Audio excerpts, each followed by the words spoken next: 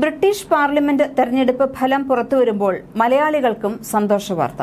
കോട്ടയം ഓണംതുരുത്ത് സ്വദേശി സോജൻ ജോസഫാണ് ഇപ്പോൾ UK-യിൽ താരം. ബ്രിട്ടീഷ് പാർലമെന്റിലേക്ക് തെരഞ്ഞെടുക്കപ്പെടുന്ന ആദ്യ മലയാളിയായി മാറിയിരിക്കുകയാണ് സോജൻ. ലേബർ പാർട്ടിക്ക് വേണ്ടിയാണ് സോജൻ ജോസഫ് മത്സരിച്ചത്. 650 അംഗ പാർലമെന്റിൽ കേവല ഭൂരിപക്ഷത്തിന് വേണ്ട 325 സീറ്റ് ലേബർ പാർട്ടി മറികടന്നതോടെ ഋഷി സുനക് നയിച്ച കൺസർവേറ്റീവ് പാർട്ടി വൻ തകർച്ചയാണ് നേരിട്ടത്. വർഷങ്ങളായി കൺസർവേറ്റീവ് പാർട്ടി കൈയടക്കി വെച്ചിരുന്ന കെന്റിലെ ആഷ്ബോർഡ് മണ്ഡലത്തിൽ നിന്നും ലേബർ പാർട്ടി സ്ഥാനാർത്ഥിയായി മത്സരിച്ച കോട്ടയം കൈപ്പുഴ സ്വദേശി സോജൻ ജോസഫാണ് ബ്രിട്ടൻ പൊതുതെരഞ്ഞെടുപ്പിൽ അട്ടിമറി വിജയം നേടിയത്.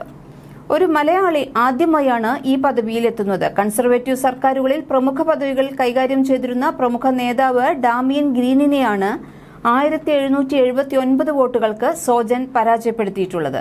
15,262 വോട്ടുകൾ നേടിയാണ് സോജൻ വിജയം ഉറപ്പിച്ചത്. തൊട്ടു പിന്നാലെ എത്തിയ ഡാമിയൻ ഗ്രീനിന് 13,483 വോട്ടുകളെ നേടാൻ സാധിച്ചിട്ടുള്ളൂ.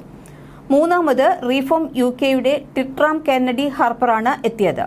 10,141 വോട്ടുകളാണ് ഹാർപ്പർ നേടിയത്. ആഷ്ബോർഡ് മണ്ഡലത്തിൽ ആകെ 6 സ്ഥാനാർത്ഥികളാണ് മത്സര രംഗത്തുണ്ടായിരുന്നത്. അതിൽ സോജൻ ജോസഫിന് 32.5% വോട്ട് ലഭിച്ചു. പതിറ്റാണ്ടുകളായി കൺസർവേറ്റീവ് പാർട്ടിയുടെ കുത്തക മണ്ഡലമായിരുന്ന ആഷ്ബോർഡിൽ തെരേസ മെയ് മന്ത്രിസഭയിൽ മന്ത്രിയും ഡെപ്യൂട്ടി പ്രധാനമന്ത്രിയുടെ താൽക്കാലിക ചുമതലയും വഹിച്ചിട്ടുള്ള ഡാമിയൻ ഗ്രീനിനെതിരെ സോജന്റെ ജയത്തിന് തിളക്കമേറെയാണ്. 1997 മുതൽ തുടർച്ചയായി ഇവിടെ നിന്ന് വിജയിക്കുന്ന ഡാമിയൻ ഗ്രീനിന് കഴിഞ്ഞ തെരഞ്ഞെടുപ്പിൽ വരെ 13,000 വോട്ടിന്റെ ഭൂരിപക്ഷം ഉണ്ടായിരുന്നു. ഈ പ്രാവശ്യം പ്രീപോൾ സർവേകൾ നേരത്തെ തന്നെ സോജന്റെ വിജയം പ്രവചിക്കുകയും ചെയ്തിരുന്നു. നിലവിൽ എയിൽസ്ഫോർഡിനെയും ഈസ്റ്റ് ഷോർ വാർഡിനെയും പ്രതിനിധീകരിക്കുന്ന ഒരു ബറോ കൌൺസിലറാണ് സോജൻ ജോസഫ്. കഴിഞ്ഞ 22 വർഷമായി നാഷണൽ ഹെൽത്ത് സർവീസിൽ ജോലി ചെയ്തു വരികയാണ് അദ്ദേഹം. നിലവിൽ നഴ്സിംഗ്, ഗുണനിലവാരം, രോഗികളുടെ സുരക്ഷ എന്നീ വിഭാഗങ്ങളുടെ തലവനായി ജോലി ചെയ്യുകയാണ് Shri Sojan. Kent and Medway NHS and social care partnership ട്രസ്റ്റിൽ മാനസികാരോഗ്യ വിഭാഗം നഴ്സിംഗ് മേധാവി കൂടിയാണ്.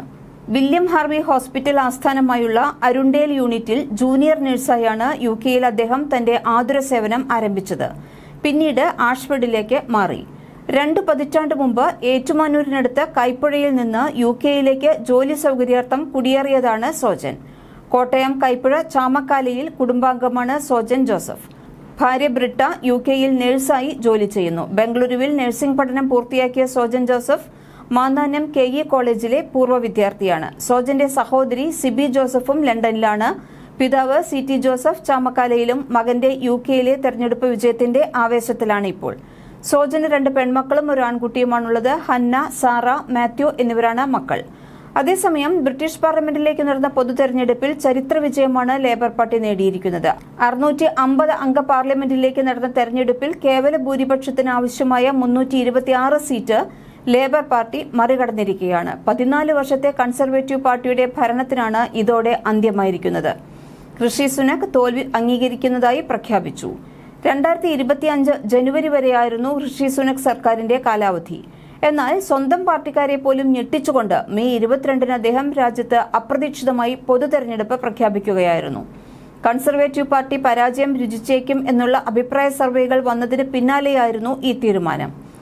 ഇതിനെതിരെ പാർട്ടിക്കുള്ളിൽ നിന്നു തന്നെ രൂക്ഷ വിമർശനവും ഉയർന്നിരുന്നു. എന്നാൽ തെരഞ്ഞെടുപ്പ് നേരത്തെ നടത്തുന്നത് അനുകൂല തരംഗം ഉണ്ടാക്കിയേക്കാം എന്നായിരുന്നു സുനക്കിന്റെ വിലയിരുത്തൽ.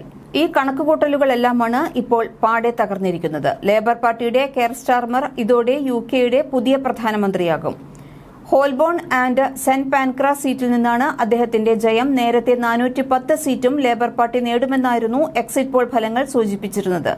ഇതിനോട് ചേർന്ന് നിൽക്കുന്നതാണ് ഇപ്പോഴത്തെ കണക്കുകളും. എന്നാലും അന്തിമ ഫലം വന്നാൽ മാത്രമേ കൃത്യമായ സീറ്റ് നില അറിയാൻ കഴിയൂ.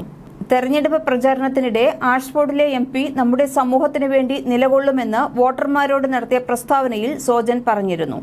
ഇവിടുത്തെ മലയാളി സമൂഹം സോജന്റെ ജയത്തെ വളരെയധികം പ്രതീക്ഷയോടെ തന്നെയാണ് കാണുന്നതും.